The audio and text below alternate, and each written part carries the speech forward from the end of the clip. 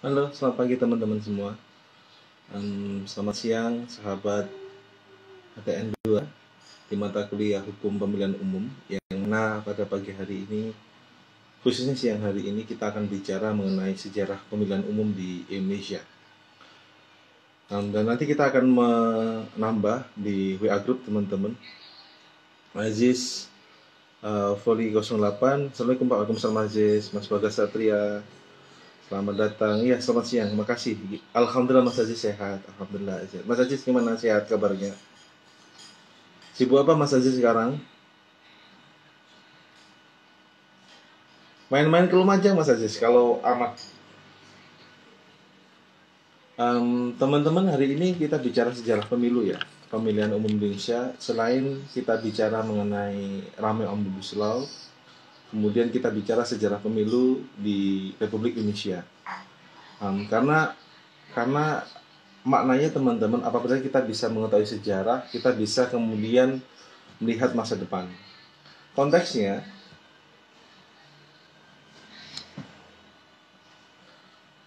Konteksnya teman-teman, jadi dengan kita mengetahui sejarah sebenarnya, kita bisa meramal apa yang akan terjadi di masa depan. Karena di dalam proses kita berkehidupan teman-teman sering kali terjadi repeatable itu, repeatable seringkali terjadi pengulangan yang hari ini ramai dulu PKI, dulu tahun 59 ramai isu Partai Komunis, sekarang juga mulai ramai kembali teman-teman. Maka kemudian di dalam hidup ada repeatable.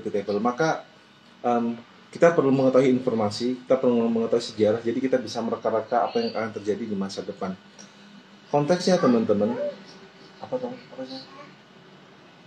iya. Jadi pelajaran yang kita pelajari itu di dalam kita berkonstitusi ke negara itu, yang kemarin saya ceritakan adalah kita mengalami perubahan yang cukup besar. Perubahan yang cukup besar itu kita di Undang-Undang Dasar sebelum reformasi sampai reformasi ada perubahan yang sangat signifikan teman-teman. Apa perubahan signifikannya itu? Perubahan yang sangat signifikan dengan ada perubahan di Indonesia itu adalah Indonesia dari negara otoriter menjadi negara bentuk demokrasi konstitusional. Itu yang sangat signifikan. Dari yang sebelumnya itu ABRI atau TNI itu sebagai anggota legislatif dan juga eksekutif di beberapa daerah, semenjak perubahan Undang-Undang Dasar teman-teman, konstitusi kita dirubah, dan itu kemudian pemilu pasca reformasi menentukan bahasanya ABRI atau golongan ABRI itu untuk dikandangkan atau dirumahkan, tidak masuk dalam eksekutif ataupun legislatif. Bagi anggota TNI Polri yang aktif itu harus apabila ingin jadi bupati, legislatif ataupun jadi presiden harus mundur dari jabatannya. Itu yang pelajarannya sangat signifikan teman-teman. Adanya reformasi konstitusional di Indonesia. Teman-teman bisa bandingkan dengan negara yang di Myanmar. Myanmar masih dikuasai militer. Dan kemudian Myanmar militer. Thailand junta militer menguasai. Beberapa negara itu dikuasai militer teman-teman. Di Indonesia kita dengan orang sipil bisa menjadi presiden, orang sipil bisa menjadi legislatif. Namun kemudian hak pilih TNI Polri, jadi TNI Polri itu saat pemilihan umum tidak bisa milih, karena dia TNI Polri aktif, tidak bisa milih dan pemilihan umum, termasuk dipilih. Maka kemudian logikanya mengapa kemarin Gatot Nurmantio itu membuat kami dan lain-lain, kami sadari kadangkala dulu itu jabatan militer sangat-sangat bagus, saat hari ini berubah teman-teman. Oke, Amrina sudah datang. Amrina, apa kabar? Kita mulai teman-teman ya. Assalamualaikum warahmatullahi wabarakatuh. Bismillahirrahmanirrahim. Alhamdulillah wassalatu wassalamu alaikum ali ayyakharul anam. Rabbun karim wa antahu khuluqin azim fasya'lana indal karim amma ba'du. Rekan-rekan mahasiswa yang hadir pada siang hari ini yang kami hormati, khususnya presentator Amrina dan kawan-kawan yang saya hormati. Pada siang hari ini izinkan saya untuk menerangkan materi kuliah saya pada siang hari ini yang disebut dengan sejarah pemilihan umum di Indonesia. Kita mengetahui merupakan pemilihan umum itu adalah suatu proses demokrasi yang disepakati untuk bisa memilih lembaga legislatif lembaga eksekutif baik di pusat dan di daerah dengan cara yakni adalah keterlibatan masyarakat yang sebesar-besarnya untuk memberikan partisipasi publik di situ. Maka partisipasi masyarakat itu menjadi poin penting proses demokrasi di suatu negara. Jadi kalau orangnya itu golput itu golongan putih, dia tidak milih salah satu calon, maka hal tersebut demokrasinya kurang begitu sempurna, teman-teman. Apalagi hari ini ada COVID-19, dikhawatirkan mereka tidak datang saat pemilihan umum, maka kemudian mereka menganggap diri mereka itu golput. Itu yang kemudian menjadi poin penting adalah keterlibatan masyarakat untuk bisa memilih dan dipilih. Materi sudah saya share di via LMS teman-teman, tapi izinkan saya untuk bisa berkomunikasi langsung dengan teman-teman semua di IG Live ini mengenai sejarah pemilihan umum. Jadi teman-teman apabila Agil nanti ada pertanyaan atau bahan-bahan yang didiskusikan, Agil dan kawan-kawan Amrina bisa tulis di kolom komentar ataupun masuk di di diskusi saya ini. Kita kembali pada materi Amrina. Sejarah pemilihan umum, pemilu pertama kali adalah tahun 1955, teman-teman. Pemilu pertama adalah 1955. Yang harus kita pahami yakni adalah asas kerakyatan mengandung arti bahwa kedaulatan ada berada di tangan rakyat. Undang-undang dasar kita, pasal 1 ayat 2, kedaulatan itu berada di tangan rakyat. Kedaulatan berada di tangan rakyat, maka kemudian segala hukum, baik kemudian peraturan perundang-undangan, itu harus bersandar pada rasa keadilan yang ada hidup di masyarakat. Keadilan dan juga kebenaran yang hidup di masyarakat, teman-teman. Dan juga maka konsepnya, dalam kita berbicara mengenai kedaulatan berada di tangan rakyat, itu harus sesuai peraturan perundang-undangan dan mengikut sertakan masyarakat sebanyak-banyaknya. Maka pemilu tadi itu, konsep pemilu berarti pemilu itu hadir agar adanya kedaulatan rakyat. Rakyat yang memilih siapa calon yang layak untuk bisa mewakili mereka baik di eksekutif maupun legislatif. Maka kemudian di putusan dari pengadilan tipikor, narapidana korupsi itu hak pilih dan hak dipilih itu dicabut.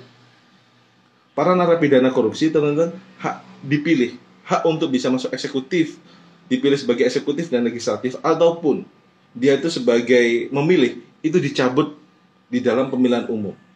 Selama berapa kali di situ. Itu hak konstitusional warga negara. Hak memilih dan dipilih hak konstitusional warga negara, teman-teman. Maka di sini adalah kedaulatan berada di tangan rakyat perlu dimaknai bahwasanya perlu keterlibatan masyarakat sebanyak-banyak untuk hadir di situ. Maka sebagai panitia pemilihan umum, sebagai komisi pemilihan umum, itu harus adil, harus bisa sesuai asas lubiar dan jurdil, harus independen untuk tidak memilih salah satu calon, teman-teman. Kita buka terlebih dahulu pada pemerintahan Bapak Soekarno, Presiden Soekarno pada tahun pertama pemilu 1955, Amrina, termasuk pemilihan umum yang paling demokratis. Pemilu 1955 termasuk pemilu yang paling demokratis. Mengapa, teman-teman? Karena pada waktu itu seluruh rakyat bisa memilih dan seluruh rakyat ikut partisipasi untuk memilih legislatif dan juga eksekutif. Pada waktu tahun 1955. Itu pemilu yang paling demokratis, teman-teman. Yang mana panitia persiapan kemerdekaan menetapkan Soekarno sebagai presiden dan Bung Hatta sebagai wakil presiden. Kemudian tanggal 3 November muncul maklumat presiden nomor X gitu. Yang isinya untuk pembentukan partai-partai politik untuk perencanaan penyelenggaraan pemilu pada tahun 1946 itu. Dan maklumat presiden nomor X itu yang sebagai, bukan nomor 10 ya, maklumat presiden nomor X itu sebagai fondasi, teman-teman, adanya terbentuknya partai-partai politik di Indonesia. Maklumat pengumuman. Dulu belum berbentuk peraturan, tapi bentuknya maklumat pengumuman di sini. Yang mana PPKI itu ingin panitia persiapan kemerdekaan Indonesia itu saat telah memilih Presiden Soekarno, kan kita jadi presidenan definitif, teman-teman ya. Setelah memilih Pak Soekarno, maka kemudian Presiden Soekarno sebagai presiden dan Bung Hatta sebagai wakil presiden dipilih harus melalui partai politik, karena kedaulatan rakyat itu ada di tangan kedaulatan rakyat, kekuasaannya, tapi melalui apa? Melalui jalur partai politik. Maka kemudian waktu itu muncul Partai PNI, Partai Masyumi, Partai PNI, Masyumi, kemudian ada Partai PKI, ada Partai apa namanya? Partai Kristen, teman-teman, Partai Buruh itu ada gitu. Maka amanat maklumat Presiden nomor X tadi itu selain pembentukan partai-partai politik, kan partai itu golongan orang yang kita bicarakan kemarin teman-teman.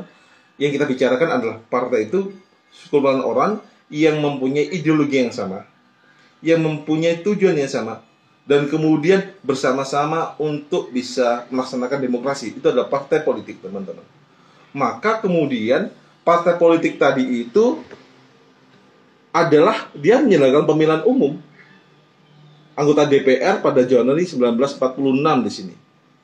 Di situ kemudian masalahnya waktu kita pemilihan anggota DPR melalui maklumat Presiden nomor X, tidak ada perundang-undangan yang mengatur penyelenggara pemilu. Kemudian itu tidak ada orang mengatur penyelenggara pemilu pada waktu itu. Kemudian rendahnya stabilitas keamanan negara karena kita baru merdeka. Kemudian pemerintah dan rakyat fokus mempertahankan kemerdekaan. Mereka masih fokus. Kita belum siap untuk melaksanakan pemilihan umum karena kedaulatan negara masih kedaulatan negara itu masih belum diakui oleh beberapa negara lain. Maka kemudian pada tahun 1955 kita melaksanakan pemilu nasional pertama untuk memilih DPR dan juga anggota konstituante karena pada waktu itu adalah bentuknya negara Republik Indonesia Serikat. Maka kemudian ada DPR, ada konstituante. Kalau konstituante sama kayak DPD itu, teman-teman. Konstituante sama kayak DPD. Mana Republik Indonesia Serikat di sini. Dan pada waktu itu ada banyak partai, teman-teman. Sekitar yang saya hitung ini ada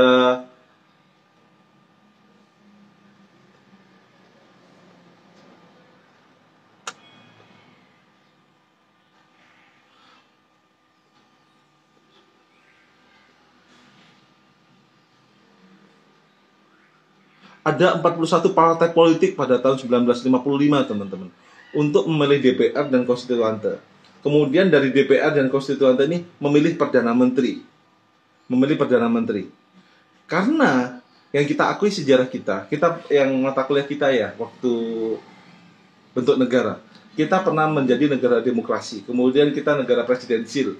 Dan pada demokrasi tahun 1949 sampai 1959 kita melaksanakan yang disebut teman-teman dengan Republik Indonesia Serikat. Maka mereka memberi konstituante, dan konstituante itu mirip kayak DPR, kayak DPD, teman-teman. Dan konstituante itu memilih Perdana Menteri. Karena pada waktu itu Pak Soekarno bukan sebagai Perdana Menteri. Pak Soekarno cuma sebagai presiden yang menjalankan pemerintahan. Kepala pemerintahannya adalah Perdana Menteri. Kesepakatan dengan Belanda. Di situ kemudian Pak Soekarno merasa pergantian Perdana Menteri yang terus-menerus itu membuat iklim demokrasi, iklim pemerintahan kurang begitu maksimal, teman-teman. Maka sejarah kita, Pak Soekarno membuat dekret Presiden 5 Juli 1959, teman-teman, untuk membubarkan konstituante dan kemudian mengembalikan Undang-Undang Dasar Sementara 1950 ke Undang-Undang Dasar 1945. Itu sejarah kita. Dan kemudian Presiden membuarkan konstituante, maknanya Perdana Menteri itu dikeluarkan dan dijalankan lagi. Dan kemudian Presiden Soekarno menabiskan diri sebagai Presiden seumur hidup dan membalikan Undang-Undang Dasar. Dan kemudian Pak Soekarno membuat yang disebut dengan Nasakom. Apa itu Nasakom Agil? Nasionalis, agamis, dan komunis. Walaupun Nasakom yang digelarkan oleh Pak Soekarno itu kemudian menjadi pukulan telak oleh Pak Soekarno. Karena kan orang-orang yang di Indonesia itu ada orang nasionalis, ada agamis dan komunis. Waktu itu di negara dunia, Perang Dunia Kedua, teman-teman, Nasakom ini bergelora. Karena ada golongan Uni Soviet yang komunis, kemudian golongan barat Amerika Serikat itu adalah nasionalis, kemudian ada golongan Timur Tengah, agamis. Oleh Pak Soekarno niatnya digabungkan. Namun politik negara Indonesia, teman-teman, melihat di sini bahasanya tidak bisa tuh komunis bergabung dengan Pancasila. Karena Pancasila itu adalah pertama sila ketuhanan yang Maha Esa, ketuhanan ya pertama, kemudian keadilan, kerakyatan, kemudian nasionalisme, persatuan, yang terakhir adalah keadilan. Di situ yang kemudian membuat blunder Pak Karno, ya mungkin saya bilang blunder ya. Karena waktu itu gara-gara Pak Karno membuat Nasakom, Nasionalis Agamis dan Komunis, di pernyataan PBB, Pak Karno kemudian muncul PKI diperkuat. Kita nggak tahu apakah kasus PKI itu adalah suatu teori konspirasi, tapi di praktek ketatanegaraan kita adalah, nah gara-gara itu kemudian PKI menjadi kuat, dan setelah itu teman-teman, PKI itu sebagai organisasi terlarang di Indonesia sampai saat ini. Maknanya apa teman-teman? Pikiran orang-orang yang kemudian ingin memeras Pancasila menjadi Trisila, setelah Trisila menjadi Ekasila atau gotong royong ini kemudian seakan-akan melukai golongan orang yang beragama. Karena konteksnya apa? Manakala Pancasila ini difokuskan pada gotong royong yang kemudian ketuhanan itu hilang, itu dimaknai apa teman-teman? Dimaknai sebagai kemudian itu menghilangkan nilai-nilai keagamaan di negara Indonesia. Karena Indonesia merupakan negara yang beragama di sini, bukan negara yang bukan negara yang berbasiskan pada agama, bukan, tapi negara yang beragama. Maka kemudian itu polemik kemana adanya RUU HIP dan RUU BPIP, ada perlawanan gara-gara ingin kemudian Pancasila tadi diperas menjadi Trisila dan Ekasila, dan itu gotong royong itu dimaknai sebagai paham yang meleburkan nilai agama. Maka kemudian masyarakat banyak menolak teman-teman. Itu sejarah ketatanegaraan kita. Maka teman-teman, apabila teman-teman orang hukum, dekati sejarah. Karena manakala teman-teman meneliti, teman-teman bisa memandang itu, sejarah kita seperti ini. Maka kemudian yang saya ceritakan tadi, kenapa sih dalam bidang sejarah? Dengan kita belajar sejarah, kita bisa tahu bagaimana masa depan itu terbentuk. Kita tidak bisa melihat masa depan, tapi kita bisa melihat masa lalu, teman-teman. Teman-teman mungkin pernah jatuh atau pernah gagal. Teman-teman belajar gak waktu gagal itu, apa yang teman-teman lakukan untuk bangkit kembali? Kan lihat masa lalu, gak lihat masa depan. Maka masa depan itu akan terbentuk adanya masa lalu. Masa depan kita itu. Dengan kita kemudian mengalami terus mencoba, kita akan maju teman-teman. Maka sejarah itu penting untuk kita pahami bagaimana kita melihat politik, hukum masa depan, bagaimana kita melihat ekonomi. Karena dalam dunia itu seringkali repeatable, terjadi pengulangan-pengulangan teman-teman. Oke, itu dulu. Kembali pada Dekret Presiden 5 Juli 1969 yang kemudian merubah Undang-Undang Dasar sementara jadi Undang-Undang Dasar 1945. Di situ kemudian kabinet yang dipilih konstituante teman-teman diganti dengan kabinet gotong royong. Kemudian ada ketua DPR, MPR, BPK dan MA diangkat sebagai pembantu Soekarno pada waktu itu dengan jabatan menteri. Puncak kerapuhan politik Indonesia terjadi ketika MPRS atau MPRS itu Majelis Permusyawaratan Rakyat Sementara menolak Presiden Soekarno yang berjudul pidatonya waktu itu adalah Nawakarsa pada sidang umum keempat tanggal 22 Juni 1966 karena adanya distrust, ketidakpercayaan terhadap Presiden Soekarno. Karena itu teman-teman, Nasakom yang saya jelaskan tadi. Dan kemudian karena ada G30 SPKI, kekuatan Pak Soekarno luntur amrina. Kekuatan Presiden Soekarno luntur diganti kemudian oleh Pak Soeharto. Dan Pak Soeharto melaksanakan pemilihan umum pada tahun 1971 sampai 1997 teman-teman. Betul ya, 1971 sampai 1997 Pak Soeharto melaksanakan pemilihan umum. Kita buka pertama teman-teman. Pasca pemerintahan Pak Soekarno, MPRS, Majelis Permusyawaratan Rakyat Sementara yang dipilih oleh Pak Soekarno menetapkan Soeharto sebagai pejabat presiden. Pejabat presiden, bukan presiden ya, pejabat. Apa bedanya pejabat presiden dengan presiden? Sama, teman-teman. Apa bedanya dekan sama pejabat dekan? Jadi gini, dekan itu merupakan orang terpilih, waktu pemilihan. Namun manakala dekan tadi itu mundur dari jabatannya, dan itu kemudian diganti oleh pejabat. Maka orang yang gantikan dekan itu bukan dekan, tapi pejabat dekan. Pejabat dekan. Sama halnya teman-teman, waktu Pak Soeharto itu naik, menggantikan Pak Soekarno, Pak Soeharto itu pada tahun 1966 sebagai pejabat presiden. Bukan presiden definitif, pejabat presiden. Karena kenapa? Adanya ketidakpercayaan terhadap Pak Soekarno, MPRS kemudian, karena MPRS lembaga tertinggi negara. Melantiklah Pak Soeharto karena Pak Soeharto yang berjasa memberantas PKI secara politik kemudian Kan kekuatan politik ada dua fungsi ABRI. Ada kepercayaan tinggi terhadap ABRI, teman-teman. Di situ kemudian diangkatlah Pak Harto sebagai pejabat presiden pada tahun 1966, teman-teman. Dan kemudian sampai dari itu sampai pada tahun 1997 yang menguasai negara itu adalah Pak Soeharto. Nyambung, teman-teman? Kalau ada yang bingung tolong tulis aja. Kang Zar, Pak Zair, izin menyak, siap Abah Kiai Fadil Hasan, mantap Pak, lanjutkan, makasih Fadil Hasan. Kembali pantari kita. Kalau ada yang bingung, teman-teman tolong bertanya aja ya. Karena kita bicara sejarah pemilu. Pada tahun 1971, teman-teman, kita melaksanakan pemilu yang pertama. Kalau Pak Karno bilang itu orde lama, Pak Harto sebagai orde baru. Karena tahun 1966, Pak Soeharto itu sebagai pejabat presiden, maka harus ada pemilu. Pemilihan umum yang kedua, yakni untuk memilih presiden dan juga legislatif. Pemilu yang 1971, teman-teman, itu adalah orde baru, meredam persaingan politik di itu. Yang mana mengubur pluralisme politik yang dulu pada 1955 itu adalah ada 41 partai politik. Pemilu pertama itu 1955 ada 41 partai politik dengan kita multi partai Amrina. Dan kemudian pada tahun 1971 Amrina, kita kemudian itu menempatkan Golkar sebagai mayoritas tunggal perolehan suara. Ada Golkar, diikuti NU, diikuti PNI, dan diikuti oleh Parmusi. Walaupun Pak Karno waktu itu sudah nggak kuat, tapi PNI masih menguasai, teman-teman.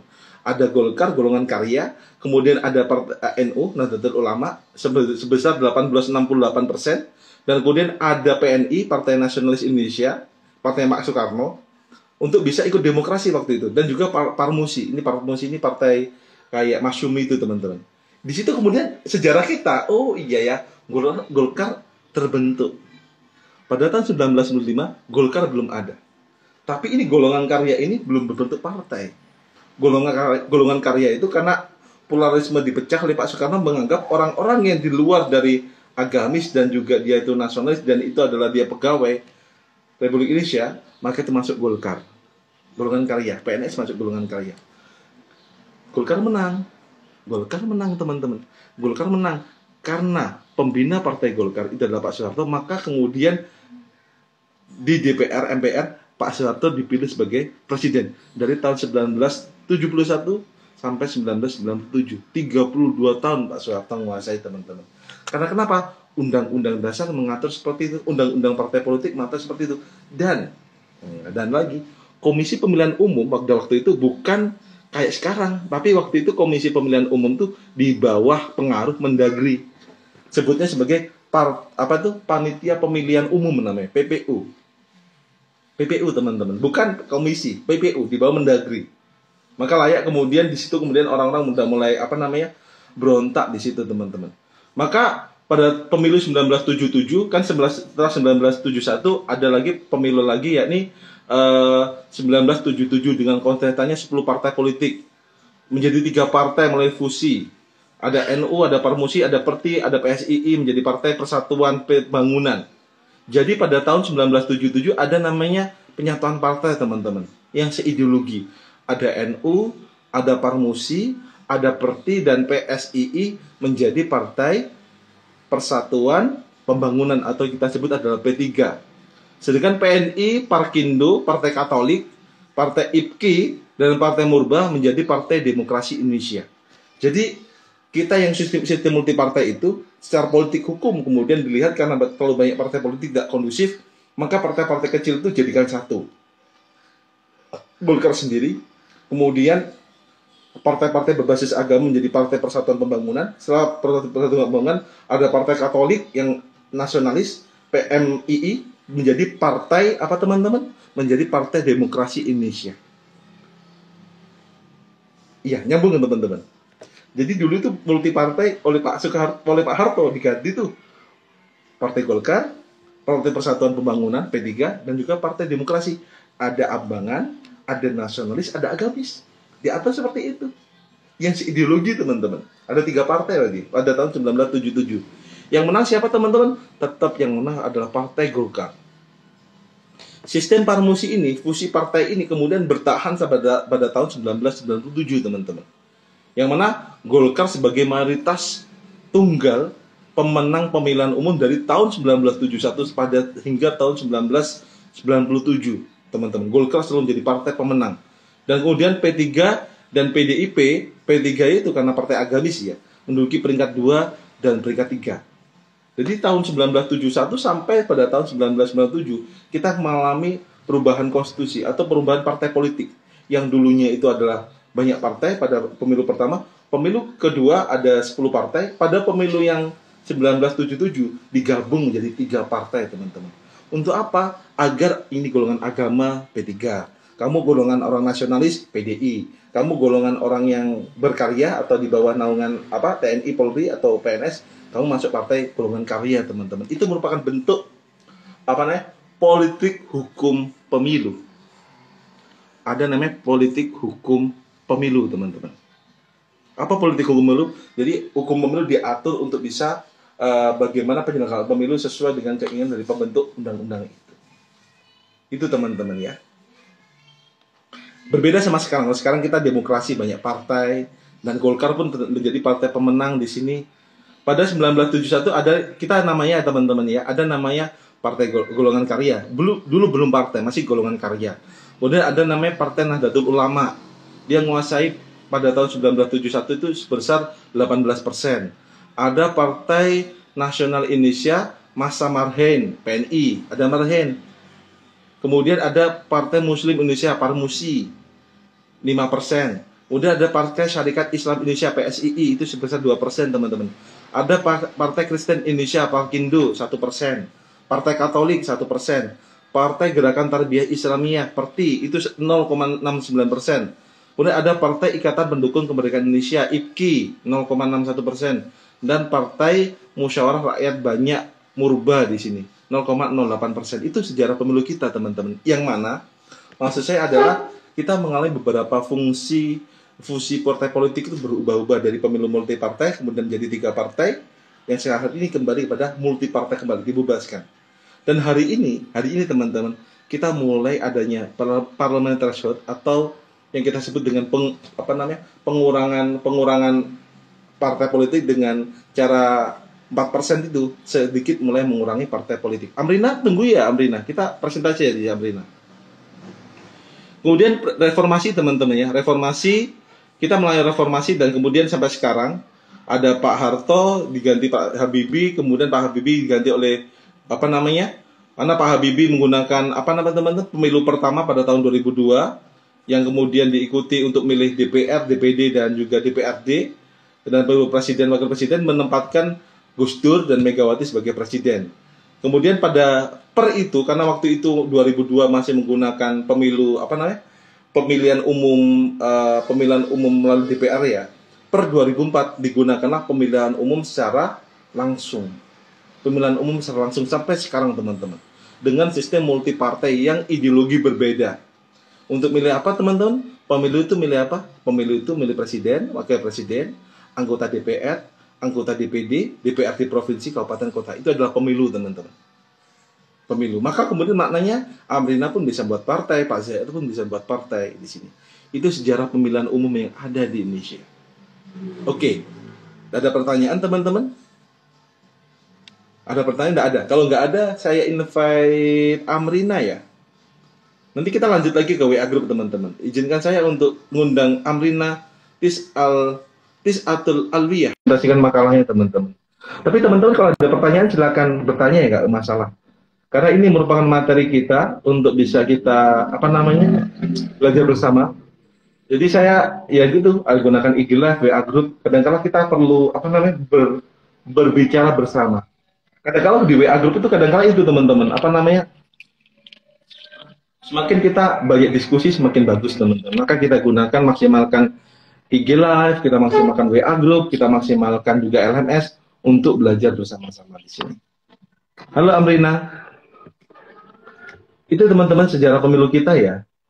Maka kita mengalami beberapa pemilihan umum. Tahun 2004 kita milih presiden secara langsung, kemudian milih anggota DPD, kita kemudian sifatnya pemilu itu mandiri gitu.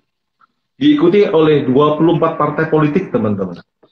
Diikuti oleh Oh, Nida dulu. Oke, siap-siap Nida. Nida ya. Saya invite Nida Amrina ya. Nida. Oke, Nida. Saya invite Nida. Siap Amrina, kita invite Nida. Pak, anggota tadi tahun 2004 ada 24 partai politik. Yang dulunya itu hampir 50, tahun 99 itu sekitar 55 partai. Kemudian Nida yang 2004 itu hanya 24 partai politik. Pelaksanaannya 5 April 2004. Yang mana yang pemenangnya siapa teman-teman? Pemenangnya adalah Partai Demokrat dan juga Partai Golkar. Hebat kan? Golkar, Demokrat partai baru loh yang didirikan oleh Pak SBY. Bisa menangi pemilu presiden yang mana Demokrat itu nggak menguasai parlemen, yang menguasai parlemen adalah Partai Golkar. Maknanya apa teman-teman? Dengan adanya pilpres secara langsung ini, walaupun partainya bagus, tapi kalau calonnya itu kurang bagus, ya tidak bisa menang teman-teman, tidak bisa menang. Yang dilihat itu adalah apa? Yang dilihat itu adalah sosok presiden, sosok orangnya, tidak lihat partai. Maka kemudian di daerah itu hari ini saya rasakan partai itu bagus, Nida. Saya tidak lihat partai itu bagus, tapi masyarakat itu karena pemilihan umum langsung orang tidak lihat partai. Pemilihan umum baik itu pilkada, pilkades, orang itu tidak lihat partai, tapi orang lihat orangnya. Halo Nida, apa kabar? Lama nggak jumpa ini. Halo Nida, suara saya jelas Nida. Iya, jelas Pak. Apa kabar Nida? Di rumah? Jember? Di kos Pak. Oh di kos, tak kira pulang Nida. Tapi nggak muncul. Nggak muncul apa ya Nida? Halo Nida. Jelas kok suaranya? Suara Nida jelas kok. Benar Pak.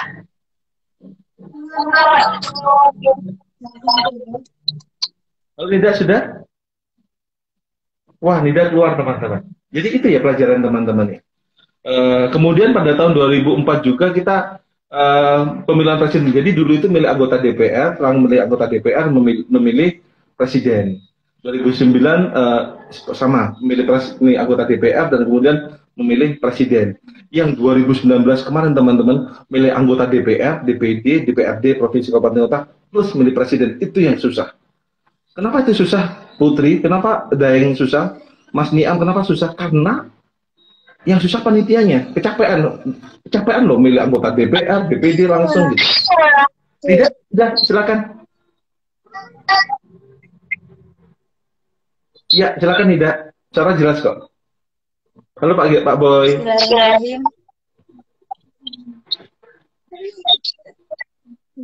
Silakan tidak. Iya Pak.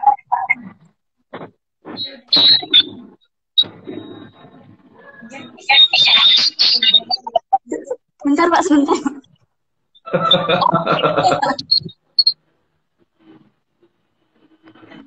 Baik, di sini saya akan menjelaskan terkait demokrasi langsung.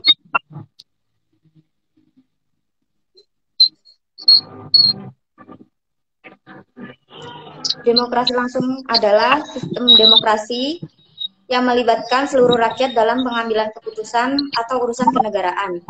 Nah, kata kuncinya ini adalah seluruh rakyat ikut serta dalam keputusan atau urusan kenegaraan.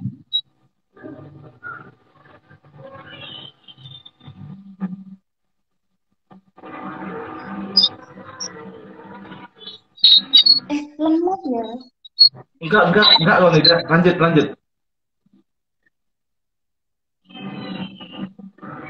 Seperti demokrasi langsung ini bisa diterapkan ketika kita melakukan pemilihan seorang pemimpin atau pejabat publik. Contohnya pemilihan presiden secara langsung. Sumpah aku nggak muncul gambarnya Pak, ya apa ini? Lanjut aja Nida, nggak apa-apa. Kan nanti gantian sama Amrina juga. Enggak Pak, enggak.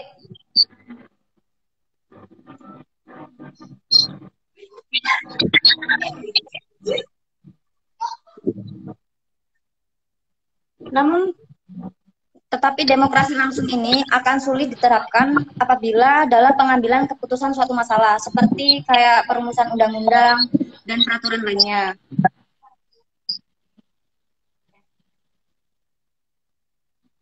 Lanjut tidak?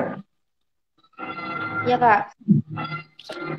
Hal ini belum ditambah dengan permasalahan negara yang sangat banyak dan semakin hari kian rumit.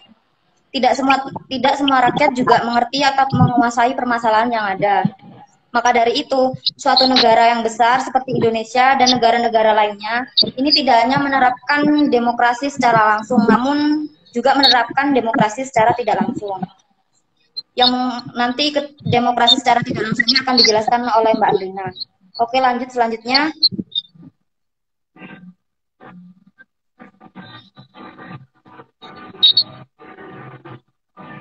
Lemot banget, ya Allah. Nggak apa-apa, Amrina, lanjut aja. Nggak lemot Iya, kok. Pak, sebentar, Pak. Adapun kelebihan demokrasi langsung yang selanjutnya, adapun kelebihan demokrasi langsung, yakni diantaranya yang pertama ini adalah rakyat ikut merasakan memajukan daerahnya dengan cara memilih ketua daerahnya secara langsung. Yang kedua, rakyat mempunyai kontribusi langsung terhadap kekuasaannya. Nah, yang ketiga, meningkatkan kesadaran politik sehingga rakyat ini berpikir rasional dan kritis dengan masalah yang dihadapi di daerahnya. Yang keempat, menumbuhkan sikap saling menghargai hak-hak setiap warga negara. Dan yang kelima, masyarakat lebih mudah menerima keputusan yang sudah dibuat. Selain kelebihan demokrasi langsung ini, adapun kelemahan demokrasi langsung.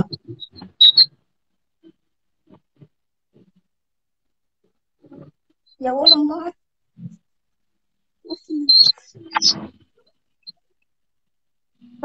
Selain memiliki kelebihan, demokrasi langsung juga memiliki kelemahan, yakni diantaranya yang pertama, waktu dan biaya anggaran yang membengkak. Hal ini terjadi karena dalam pemilihan langsung memerlukan biaya untuk keperluan seperti percetakan, gaji pengawas pemilu, gaji KPU, dan lain-lain. Inilah yang menjadi alasan untuk diambil alih kembali oleh DPRD.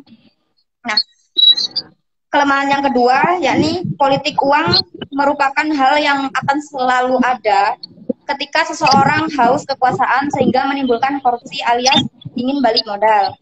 Nah, yang ketiga,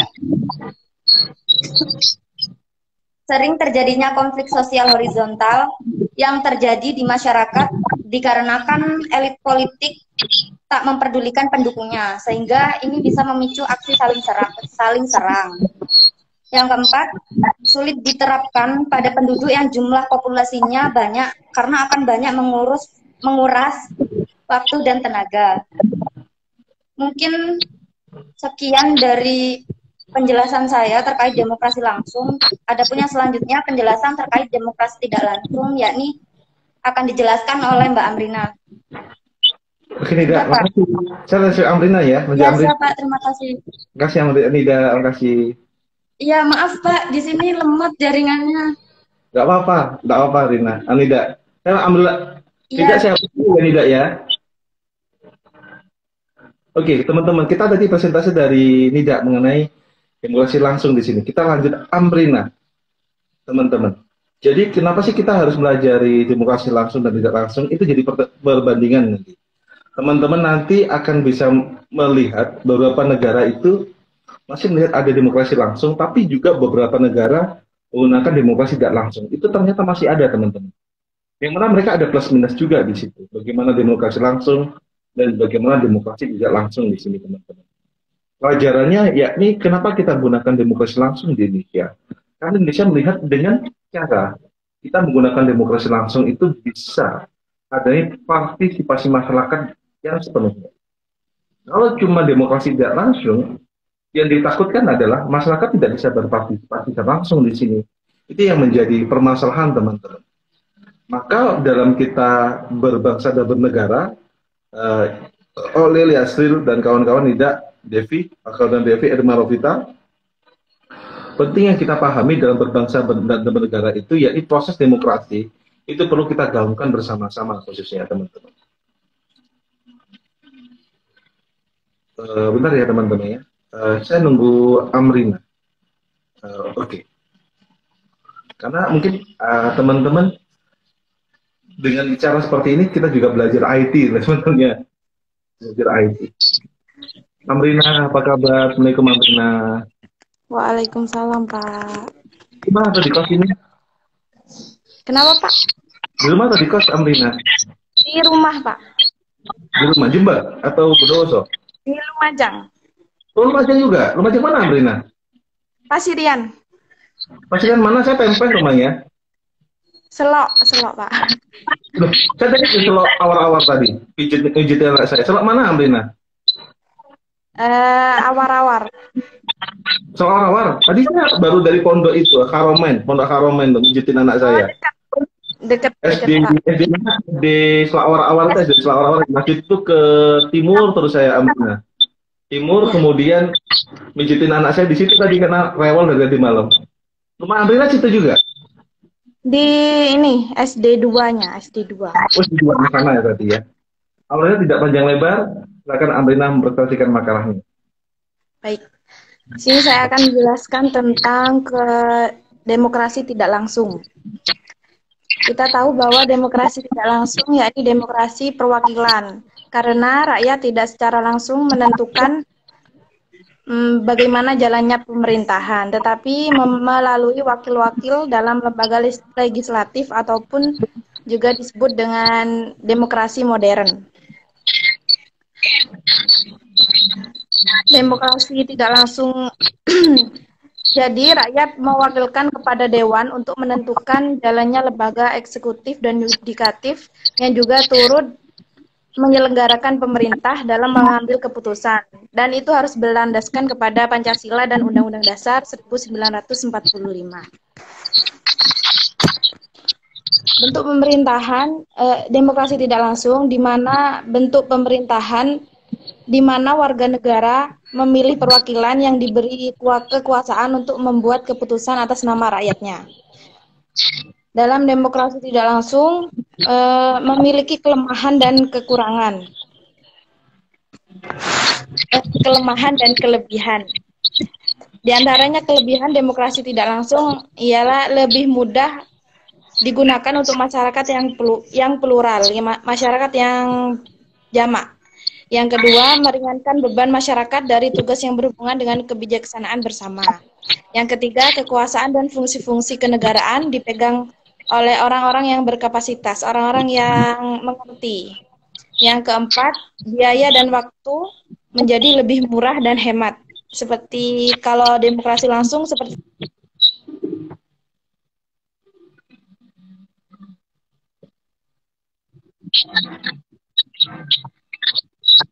mampu diterapkan dalam jumlah populasi yang besar, sehingga mempercepat proses pemilihan.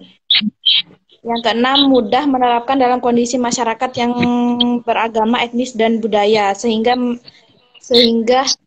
menghindari konflik. Kemudian kekurangan dari demokrasi tidak langsung yakni terjadi perbedaan, kemungkinan akan terjadi perbedaan antara rakyat yang mendukung dan wakil rakyat yang mewakili. Yang kedua, rakyat mudah kecewa karena wakil rakyat tidak membawa anak. Karena bisa saja wakil rakyat tidak membawa amanah ketika berkampanye sebelum terpilih, begitu. Yang ketiga, adanya indikasi adanya suap. Dalam demokrasi tidak langsung,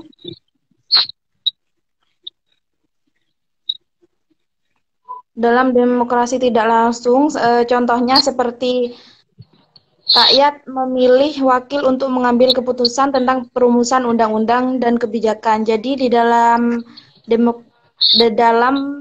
perumusan undang-undang, rakyat tidak bisa memilih secara langsung. Jadi mereka membutuhkan memberikan kepercayaan kepada wakil-wakil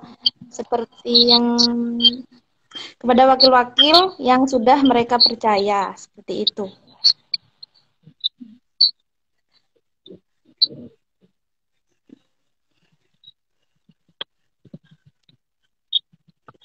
Seperti itu sudah. Sudah Amrina? Sudah, Pak. Amrina Ini lanjut siapa di sini yang presentasi? Amrina saja atau ada yang lain? Sudah selesai. Sudah selesai? Ya. Teman-teman ada yang ditanya ke Amrina dan ke Nida mengenai makalahnya Amrina? Nggak ada. Amrina, kira-kira Indonesia lebih cocok demokrasi langsung atau tidak langsung, Amrina?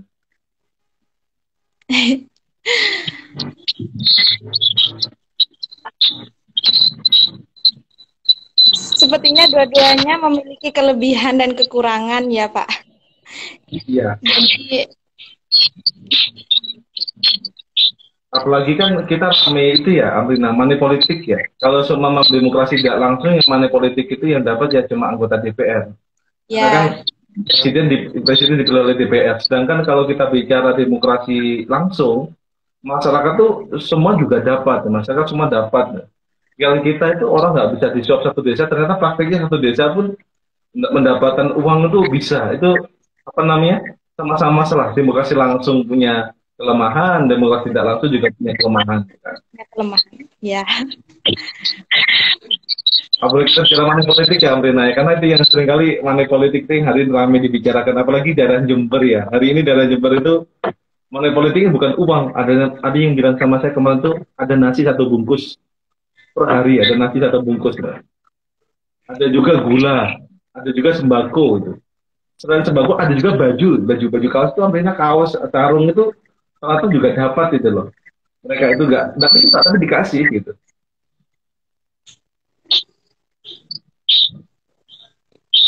Oke, Amrina ada pertanyaan ke saya nggak mengenai materi saya tentang sejarah pemilu, Amrina?